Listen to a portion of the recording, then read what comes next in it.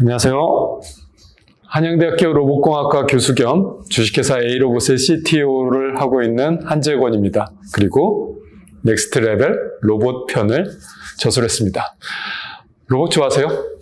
저는 로봇을 만들고 있습니다. 지금 옆에 있는 이 로봇 앨리스 3세대 버전이에요. 축구를 하고 있죠. 이렇게 인간형 로봇, 인간처럼 생긴 로봇을 주로 만들고 있고요. 축구를 중심으로 로봇을 개발을 하고 있습니다. 이 로봇에 대한 얘기는 78페이지에 나와 있으니까 궁금하시면 78페이지를 참고해 주세요. 왜 로봇을 축구를 할까? 로봇을 가지고 왜 축구를 하지? 저희는 꿈이 하나 있어요. 이 로봇이 물론 이제 업그레이드가 되겠지만 인간형 로봇이 2050년에 월드컵 우승팀, 인간의 월드컵 우승팀을 축구로 이기는 것을 목표로 개발을 하고 있어요. 그리고 그 대회 이름은 로봇컵입니다.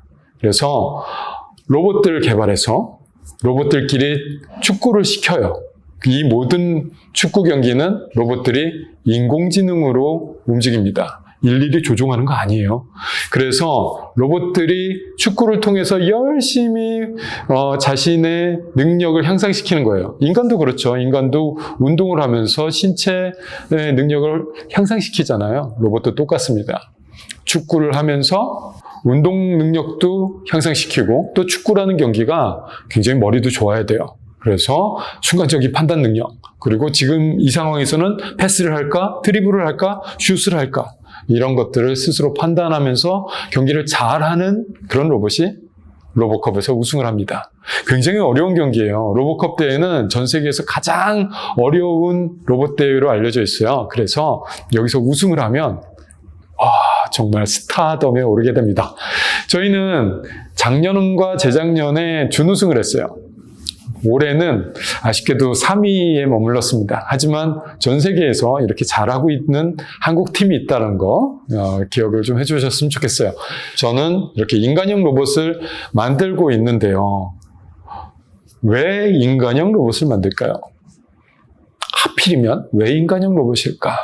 생각을 해보신 적 있나요? 물론 SF 영화를 보면은 로봇들이 나오는 영화가 많은데 대부분의 로봇들이 사람처럼 생겼어요. 다리 2개, 팔 2개, 얼굴도 있고. 그래서 두 다리로 걸어 다니고, 팔 2개로 일도 하고, 얼굴에 표정도 짓고, 말도 하고, 그러면서 사람과 서로 의사소통도 하고.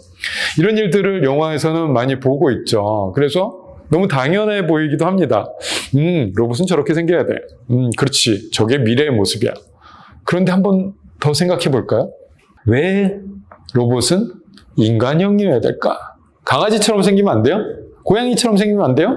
아니면 동물도 아니고 그냥 공처럼 굴러다니면 안 돼요?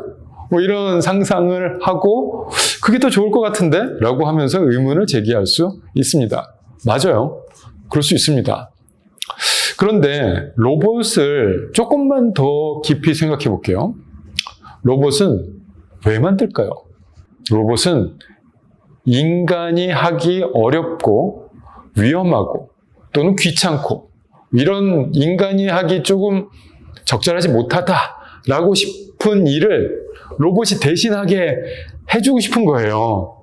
예를 들어서 원자력 발전소가 빵 폭발을 했어요. 거기에 뭔가 이제 사고를 대처해야 되는데 사람들이 들어가면 사람 너무 위험하잖아요. 또 불이 났어요. 지금 소방관들께서 불 나면은 사람 구하려고 용감하게 불길로 뛰어드시죠. 그런데 정말 존경스러운 일이고 정말 그분들 덕분에 저희가 안전하게 살고 있다라고 믿고 있는데 사실 그거 좀 너무 위험하지 않나요? 그래서 위험한 일은 로봇에게 조금 넘겨주고 인간들은 그 로봇을 조종을 하는 거예요. 또는 그 로봇을 이럴 땐 이렇게 해, 저렇긴 저렇게 하고 명령을 내려주는 거예요. 그러면 인간들도 보호를 받고 인간은 조금 더 안전한 일을 하고 그리고 또 좀 더 인간이 하기에 쉽고 하고 싶은 일 쪽으로 계속 할 수 있으면 얼마나 좋을까? 이런 생각으로 로봇을 만드는 겁니다. 생각해 보세요. 아침에 일어났는데 로봇이 막 깨워주고, 아침에 일어났는데 로봇이 밥도 차려주고, 그리고 집에 다시 돌아오니까 로봇이 집안 청소도 다 해놓고, 빨래도 다 해놓고, 얼마나 좋겠어요? 아닐까요? 아, 이거 누군가 지금 해주고 있나요? 학생분들이라면은 엄마 아빠가 해주고 있나요? 아이, 엄마 아빠는 힘들어요. 그리고 그런 로봇이 있다 그러면 우리 엄마 아빠 더 우리랑 더 많은 얘기를 할 수 있지 않을까요? 학생들 입장에서는 그럴 거고요. 부모님들, 엄마 아빠 입장에서는 자기 일이 좀 더 덜어지고 우리 가족을 위해서 더 많은 일을 할 수 있지 않을까요? 자, 그런 상상이에요. 뭔가 상상력이 펼쳐지나요? 자, 로봇을 이렇게 쓰고 싶어요. 그런데 그런 다양한 일들을 로봇이 해야 되는데, 그럼 그 다양한 일들을 잘 할 수 있는 로봇은 어떤 로봇일까라고 상상을 해봅시다. 식당이라고 해볼게요. 식당에서 음식을 나르는 일을 잘 하려면 어떻게 해야 될까요? 지금 우리 보고 있죠? 우리 주변에 서빙 로봇들이 하나 둘씩 보여주고 있습니다. 식당에 가면요, 어떤 식당에서는 로봇들이 막 돌아다니면서 음식을 날려주고 있어요. 이 책에도 써 있습니다. 그런 예시들. 자, 그리고 또 뭐 있을까요? 치킨을 튀기는 로봇도 등장했어요. 팔 하나가 막 치킨을 튀기고 있어요. 그러면 그 치킨집은 이 치킨 튀기는 일은 사람이 안 해도 되죠. 이런 식으로 우리 주변에 정말 다양한 로봇들이 많이 있어요. 근데 그런 로봇들을 보면 인간형 로봇, 휴머노이드 로봇은 아니죠.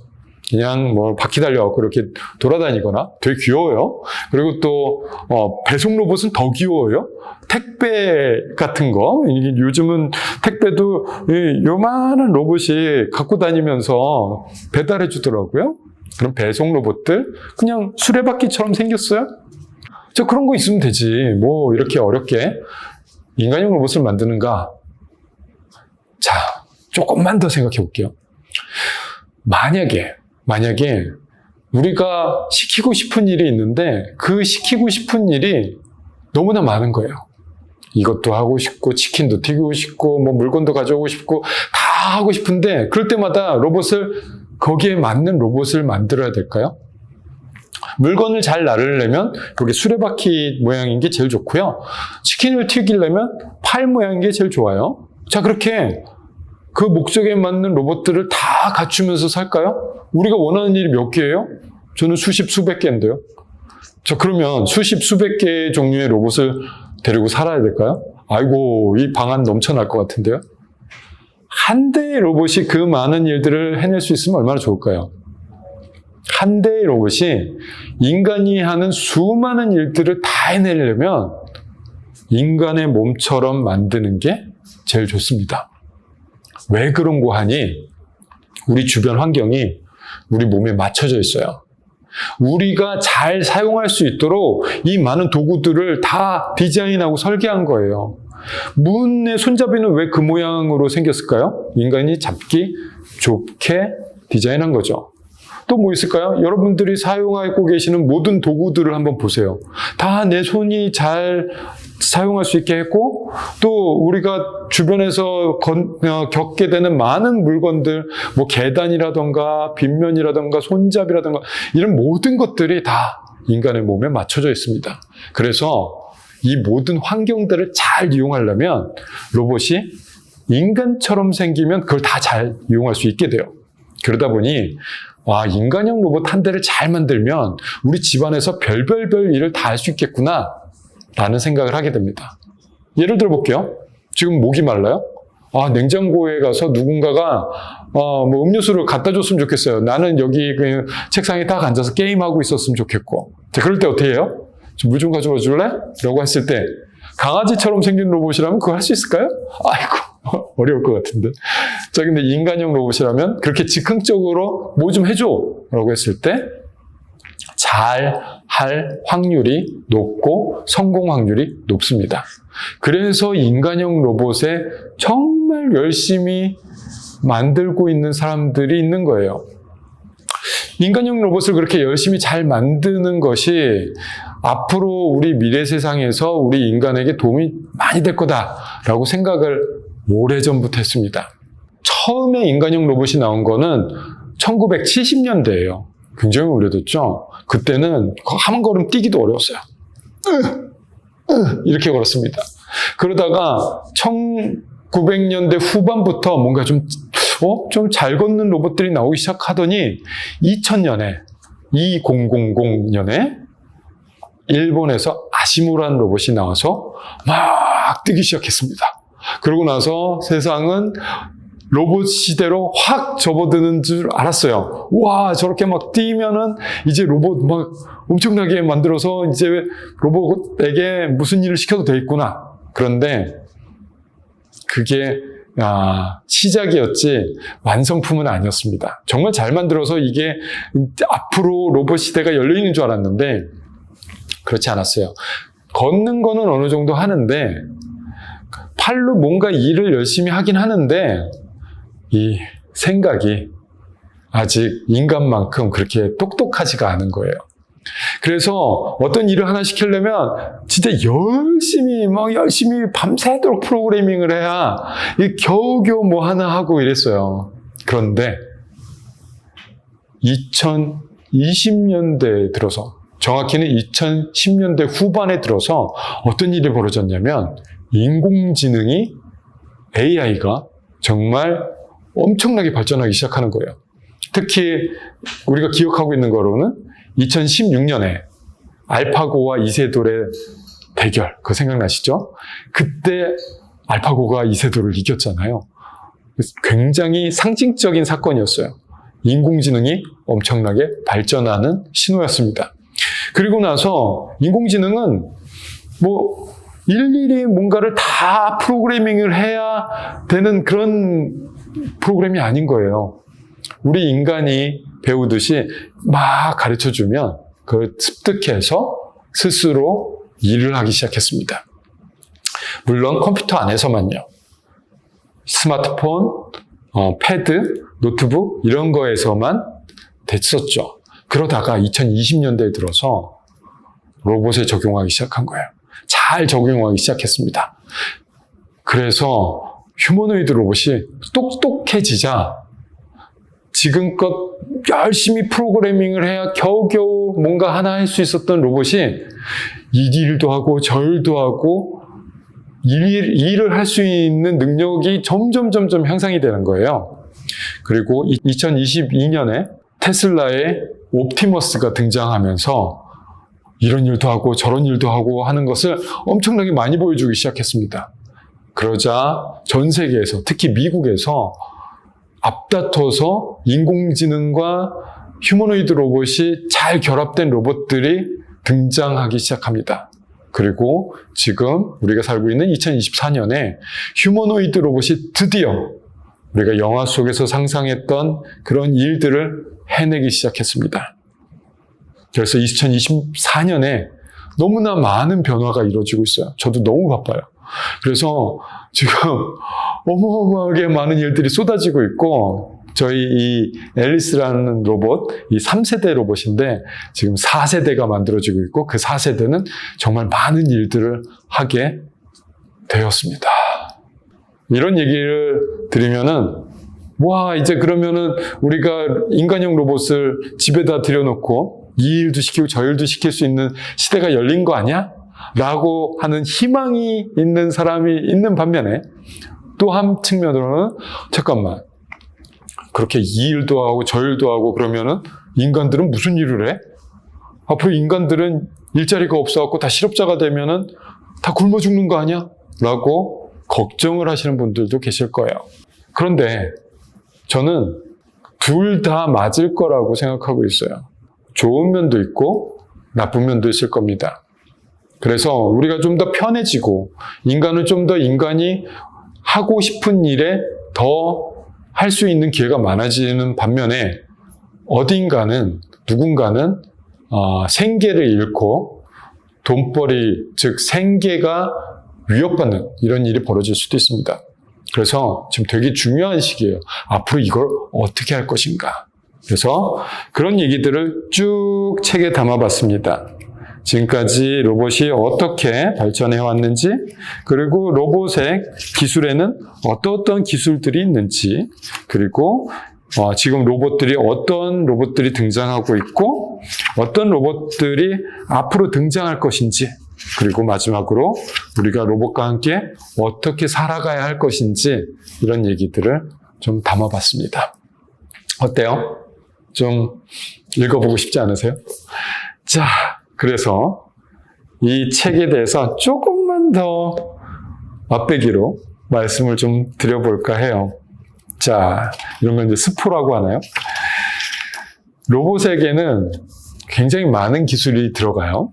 그런데 이 중에서 제일 중요한 기술이 무언가라고 물어보면 저는 움직이는 기술, 이 로봇 관절을 움직이는 기술이라고 얘기하고 싶어요. 왜냐하면 컴퓨터와 스마트폰과 대비해서 로봇이 다른 딱 하나를 얘기해라. 그러면은 얘는 스마트폰, 컴퓨터하고 비슷한데요. 그런데 움직여요. 이런 거거든요. 움직이는 컴퓨터. 이렇게 생각하시면 좋아요. 그렇기 때문에 움직이게 하는 거, 그거는 액추에이터라고 부르는, 관절이라고 부르는 이런 기술입니다. 자, 이 액추에이터 어떻게 만들까요? 이거 되게 중요해요. 그래서 그 액추에이터, 모터에 대한 얘기를 조금 해봤어요. 그리고 이런 모터들을 어떻게 하면, 어떻게 잘 쓰면 로봇이 되는가, 로봇이 될 수 있는가, 이런 얘기도 좀 해보았습니다. 그래서 여러분들이 로봇을 만들고 싶은 사람이야, 그러면은 요 모터가 움직이는 원리, 그리고 어떻게 하면 모터를 잘 움직일 수 있는가, 이런 거를 알아야 됩니다. 그리고 난 휴머노이드 로봇이 좋아, 난 휴머노이드 로봇 정말 만들고 싶어, 이러면 이 걷는 걸 잘해야 돼요. 두 다리로 걷는 거, 이거 쉽지 않습니다. 그래서 이 두 다리로 걷는 기술에 대해서도 좀 얘기를 했어요. 그리고 또 일을 하려면 손을 잘 만들어야 됩니다. 지금 저희 로봇 앨리스는 축구 선수라서 지금 손을 별로 안 써서 손은 좀 그냥 이런 모양이지만, 앨리스 4세대 로봇은 일을 한다고 했잖아요. 그래서 손을 잘 만드는 것에 대해서 엄청 열심히 연구를 해갖고 개발을 하고 있어요. 그래서 이 손에 대한 얘기, 이런 것도 해봤습니다.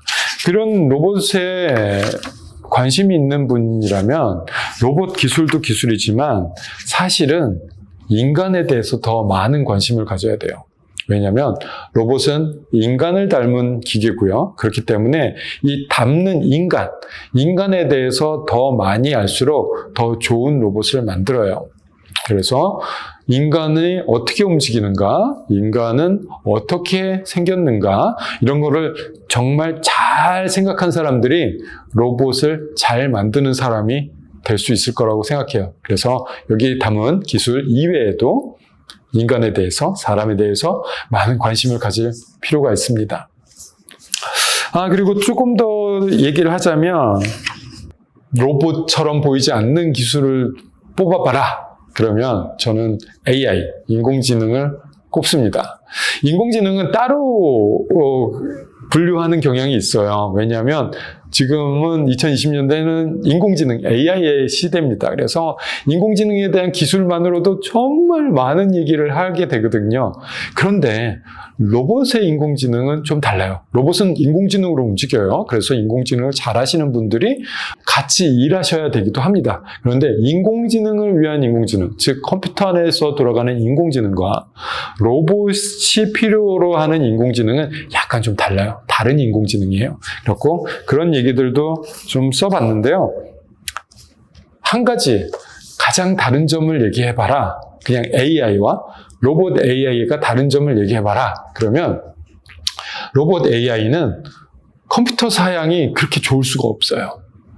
그냥 AI는 정말 좋은 그래픽카드, GPU, 엄청 좋은 거, 게임할 때 보면 이 GPU 있었으면은 내가 얼마나 더 실감나는 게임을 할까 하는 그런 GPU들 있잖아요.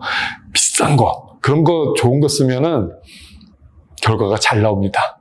그런데 로봇은 보시다시피 몸 안에 그 많은 컴퓨터들을 다 갖고 있기가 너무 좁아요. 그리고 얘는 배터리로 움직여요. 그래서 전력도 많이 쓸 수가 없어요. 그러다 보니 작은 컴퓨터, 그런 걸 움직여야 되거든요. 그리고 전기도 많이 쓰지 않는 걸수록 좋아요. 왜냐하면 배터리가 점점 커져야 되잖아요. 전기를 많이 쓰면은. 그래서 굉장히 간략한, 가볍다는 표현을 쓰는데 가벼운, 간단한 그런 AI가 로봇에게는 필요합니다. 그래서 프로그램을 얼마나 효율적으로 짜느냐, 이게 또 아이디어 경쟁이거든요.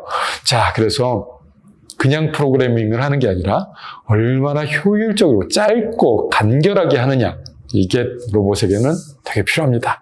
이 얘기는 책에 없는 얘기인데 제가 추가로 해드린 거예요. 주목해봐야 될 로봇 몇 개만 알려드릴게요. 일단 지금 현재 로봇 기술을 이끌고 있는 회사를 3개를 꼽아라 라고 하면은 저는 첫 번째 테슬라를 꼽을 거예요. 그래서 테슬라가 옵티머스라는 휴머노이드 로봇을 잘 만들고 있습니다. 이게 지금 1등이에요. 1등.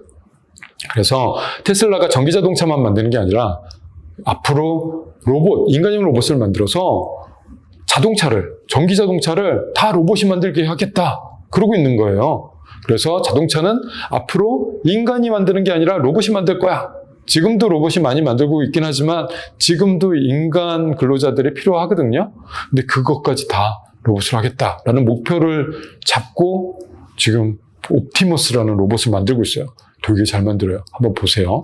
그리고 두 번째 회사라고 하면은 그 테슬라의 반대편, 즉 알만한 회사들 있죠. 마이크로소프트, 인텔, 엔비디아, 또 어디 있을까요? 글로벌로 치면 되게 많은 회사들, 삼성전자도 그렇고 LG도 그렇고 이 많은 회사들이 다 연합을 해갖고 연합군이 있어요. 그래갖고 피규어라는 회사, 피규어는 이렇게 장난감 우리 만드는 거, 그럼 똑같은 말이에요. 영어 철자도 똑같아요. 피규어 AI라는 연합군이 있습니다. 거기 피규어 AI라는 회사. 여기에서는 말 그대로 이름 피규어라는 로봇을 만들어요. 그리고 이것도 되게 좋아요. 그래갖고 오픈 AI라는 세계 최고의 인공지능 회사가 같이 일하고 있어요. 그래서 인공지능이 정말 뛰어나고 그냥 대충 말해도 찰떡같이 알아듣고 일하는 이런 로봇을 만들고 있습니다. 이 두 회사가 정말 앞서거니 뒤서거니 하면서 잘 만들고 있고 로봇 기술을 잘 끌고 있고요. 그 다음에 하나를 더 꼽아라. 그러면 보스턴 다이내믹스라는 회사를 꼽을 거예요. 이 보스턴 다이내믹스는 우리나라 현대자동차가 소유하고 있어요. 그래서 우리나라 회사 같기도 하지만 사실은 미국 보스턴에 있는 회사고 일하고 있는 분들은 미국 사람인 경우가 굉장히 많습니다. 자, 그래서 이 보스턴 다이내믹스도 굉장히 로봇을 잘 만들고 있어서 이 세 회사들이 어떻게 로봇을 잘 만드느냐를 보면은 앞으로 로봇이 어떻게 되겠구나를 보실 수 있을 거예요. 그리고 마지막으로 저희 회사 A로봇도 열심히 따라가고 있습니다. 그리고 중국 회사들도 정말 잘하고 있어요. 그래서 여러분들이 로봇에 관심을 갖고 있다라고 한다면 세상이 돌아가는 현상들, 그리고 어떤 회사들이 어떤 로봇을 잘 만들고 있는지 이거를 유심히 보시면 꿈과 상상이 막 펼쳐질 거고, 나는 이런 로봇 만들 거야, 나는 저 로봇에서 요걸 더 추구하고 싶어, 이런 상상들을 잘 하신다면 앞으로 정말 훌륭한 로봇 공학자가 될 수 있을 거라고 생각합니다. 그리고 마지막으로 저희 A로봇이 앨리스를 어떻게 업그레이드를 빠르게 잘하느냐, 여기도 관심을 가져주세요. 우리는 대한민국 대표 선수가 될 겁니다. 자, 제가 못다한 얘기는 이 책 안에 많이 있으니까요. 넥스트 랩의 5번째 로봇편 많이 봐주시고요. 그리고 로봇에 대해서 더 많은 궁금증이 있으시다 그러면 개인적으로 연락 주시면 많이 도움을 드릴 수 있을 것 같습니다. 저는 한양대학교 로봇공학과 교수 한재권이었습니다. 감사합니다.